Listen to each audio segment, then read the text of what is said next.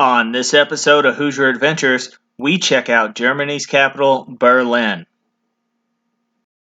We'll begin our tour here at Checkpoint Charlie. When Berlin was divided between East and West Berlin, Checkpoint Charlie was the main crossing point between the Soviet-controlled sector and the American-controlled sectors of Berlin. Here, off to the left, you'll see the unofficial American embassy, McDonald's. Here we'll have a look at what's called the Topography of Terror. It's a museum and an open-air exhibit that chronicles some of Germany's darker 20th century history.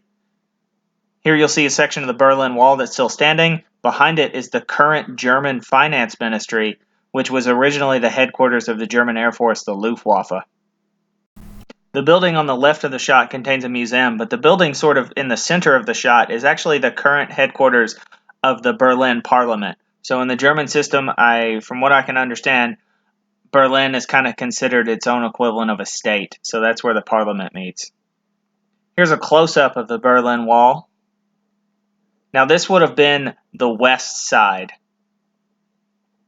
Overall, it's really hard to kind of get your bearings in Berlin, but we're going to talk more about that later, and I'll give you some tips. This is Potsdamer Platz. So when the Berlin Wall was still standing, this was basically no man's land. And you'll see these ubiquitous blue pipes. Now, you'll see them in blue, purple, and pink famously. They're used to transport water out of construction sites. If you're interested to get more about these pipes, check out a BBC video. It's available if you just Google it.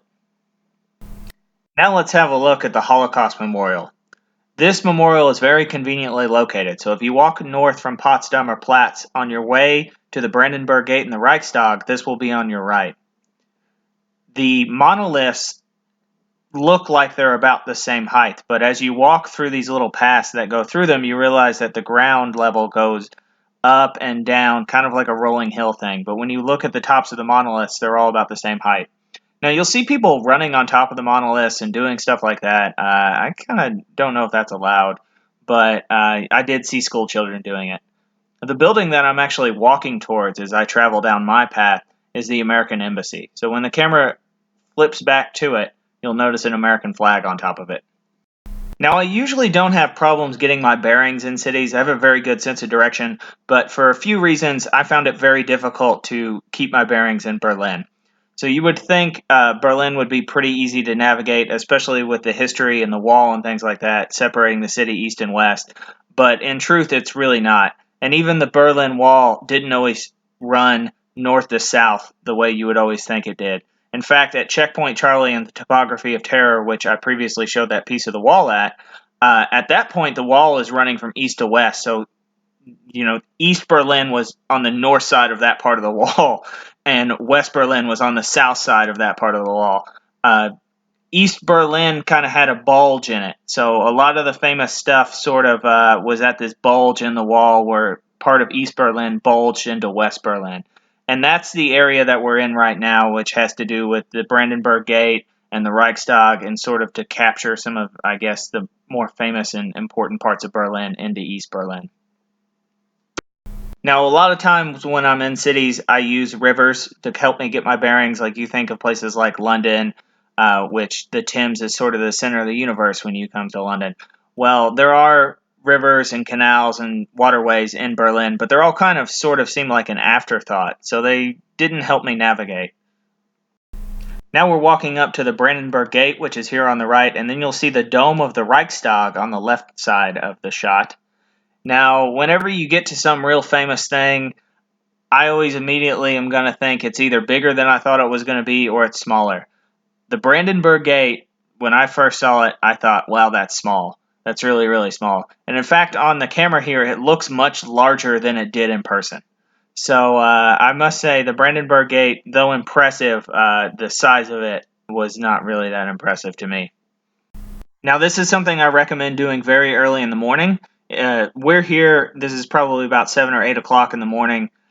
Late in the afternoon, it kind of gets crowded with protesters and looky-loos and never-do-wells. So to be able to come here and get this sort of empty shots of it in the morning was definitely well worth it. Again, when we came back about 4 or 5 o'clock, it was just thronged with people, and some of them were not people you'd really want to be around, if you know what I'm saying. So make sure to do this early in the morning.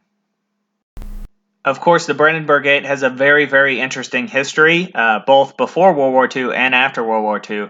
So I'll sort of spare you my Wikipedia page spiel of it, but I recommend that you check it out yourself before you go so that you're well versed in it and you can sort of appreciate it a little bit more. I mean, when I think of Berlin, I think of the Brandenburg Gate probably more than I think of anything else. Now we're walking up to the Reichstag. Now the Reichstag is right across the street basically from the Brandenburg Gate. They both sit on a very large park called the Tiergarten, which is sort of the central park of Berlin, if you think of it that way. They do offer tours of the Reichstag, and if you're interested in doing that, make sure to book it ahead of time. They were actually out the day that we came, which, it didn't really bug me that much. The only thing that I want to see is that they have some graffiti left over that they didn't paint over or restore from when the Soviets captured the building at the end of World War II. So we've all probably seen that famous picture of the soldiers putting the Soviet flag on top of the Reichstag to end the World War II in Europe, and this is where it happened. I must say, though, I hate the dome on top of this building. I saw some old photos of it, and what was there before the war looked way better. So this is Victory Column, and this is in the Tiergarten here, which is sort of, again, the central park of Berlin. Now, we are on an open-top bus tour. Normally, I wouldn't suggest something like this. It's kind of cheesy. You can go see this stuff on your own, but because Berlin is incredibly decentralized and some of the more famous stuff in Berlin isn't really that interesting and kind of not worth making an hour trip to go see, I would recommend this bus tour. It takes you right to everything, and a lot of the stuff in Berlin that we haven't already seen earlier in the video is stuff that you just kind of need to snap a picture and move on. So here's Kaiser Wilhelm Memorial Church. Very interesting architecture, we'll put it that way. So the actual old church, or what's left of the building, is kind of left as a war memorial. It looks awesome, but the modern church that they flanked it on either side with kind of looks terrible. But, that's my opinion. This is a really cool building. So there's one built for the French church and one built for a German church. It has to do with Huguenots. There's sort of a long kind of history thing, but it's something I don't really understand very well, and it's something that I didn't know at all before I went to Berlin, and the people on the tour sort of gave you a little spiel about it. Now, this is the new Berlin Palace, so they're rebuilding the Imperial Palace. After World War II, it was basically destroyed. This was in the Soviet sector of Berlin, or what would become East Berlin, and they destroyed it and they put up another building. Well, now they've torn down that building and they're building a replica of what was the old Imperial Palace. So it'll eventually be open and it'll have a museum in it, and I guess everyone's going to love it. I don't know. Either way, that's very interesting to me. I think that's very interesting that they're just going to build a replica of it, but, My wife and I stayed in West Berlin, but overall I found East Berlin far more interesting, and I think she found West Berlin far more interesting. So take that with a grain of salt, but there are East Berlin people and there are West Berlin people. Here is the ubiquitous TV tower. It was built by the East German government, and throughout the day you'll notice the sun reflects off of it to make a cross. According to Wikipedia, they call that the Pope's Revenge. Over here on the right is a large municipal building that was built because they didn't have room in City Hall anymore. And the camera is going to pan left, and that is the red City Hall. So it's built of this beautiful red brick. The building is amazing. It doesn't do justice on camera. It's still a lot more intricate. And here's Alexanderplatz. So it's a big square here in Berlin. It's probably Berlin's most famous square. And it's named after the Tsar of Russia. So Alexander came to visit Berlin in the early 1800s, and they were like, hey, we're going to rename the square after you. So here it is. Next to this merry-go-round looking thing, you'll see this cylinder, and that's actually a world clock. It's pretty cool. Again, you'll see the TV tower, and you can kind of see that from anywhere in Berlin. Berlin doesn't have a very impressive skyline, so when something like that exists in it, it really, really sticks out. Now, this was my favorite part of our trip to Berlin. My wife found reviews for this restaurant here, and it ended up being my favorite part. This is in East Berlin, not too far from Alexanderplatz, although you never know it because the street's kind of deserted even though it's the middle of the day. there flash the name of the restaurant. The sign's kind of hard to read, so I wanted to put a little tag in there so that if you wanted to Google it. And then this is the inside of it. It's really, really old and really, really steeped in tradition, it seems like. And the thing that you should definitely get if you go is the pork knuckle. It's famous for its pork knuckle, but the pork knuckle more than lived up to the hype. It was, in fact, I would say it was my favorite thing that I had on the entire trip. So make sure to visit this restaurant. It's from the 1600s. I can't remember exactly what year, but it's a living, breathing piece of history. What you're looking at here is actually the second oldest parish church in Berlin. Now, it no longer is a place of worship and hasn't been since the 1930s, I believe. I think that's right. That's what they told us on the tour, at least. It just looks really cool. It's got this double steeple thing going on. It's a really unique piece of architecture, so I wanted to get some footage of it. Now, this area of Berlin is called Honecker's Disneyland because it's built to look like an old section of Berlin. It was built after the war, or sort of restored after the war. Honecker was an East German leader. Now we're going to check out Berlin Cathedral. I didn't know Berlin had a cathedral like this. It's not particularly famous, and I think that there's actually a few reasons it's not particularly famous. Number one of which, it's not very old. It might look really old, but it's not very old. I don't know when the church exactly dates from, but I think it's the late 1800s, early 1900s. And then also, it's not very big. So I know you're looking at this huge dome, and the dome is huge, but the actual square footage or ground level of the church is surprisingly small. In fact, I was shocked by that. And, also, it's just not as iconic as, say, St. Peter's or St. Paul's or, even some of the other churches in Germany. So I would definitely recommend doing this. I don't know why it's not as high on people's priority list. Again, I think it has to do with the fame and notoriety of the church. But I would put that restaurant as number one, and I would put this as my number two attraction in Berlin, actually, because there's so much cool stuff in it.